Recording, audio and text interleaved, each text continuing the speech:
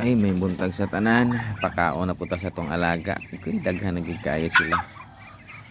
Daghan na gyud sila. Hag makakaon na gyud tani patutin ani karong December ba. Ay daghan na gyud kayo.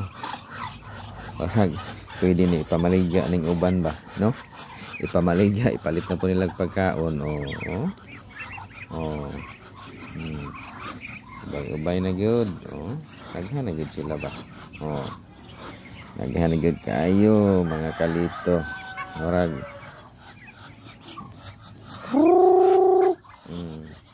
Okay. Daghan na gyud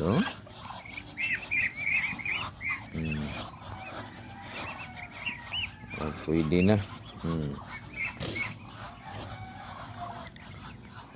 Ubay na gyud. Katilaw na gyud tanig lami. Daghan na gyud. Daghan na gyud sila.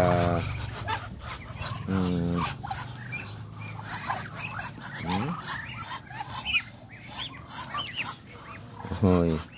Ana makapatutin ta kaldereta, adobo, astang lamia. Diba? Ami kayo.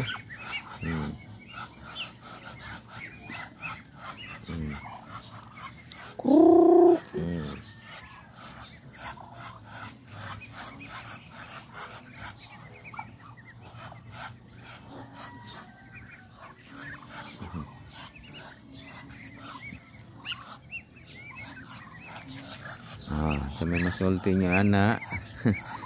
Tama yung giingon nila, basta kugihan ka mabuhi, na jud kay makaon. Sama silang giingon, kung kugihan ka mananom, na jud kay maani. Ani kalingawan na nako ni mabuntag nya ini kahapon.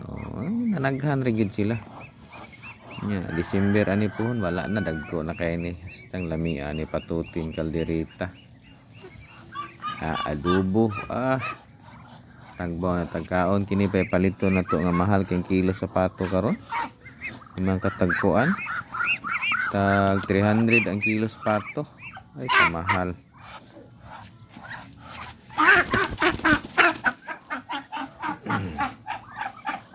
Mahal kay kilo. Busog dayon sila. Mahal kay page atong ginapakaon na. Integra atong ginapakaon to na sila. Dagan din sila dito inom og tubig. Di ba?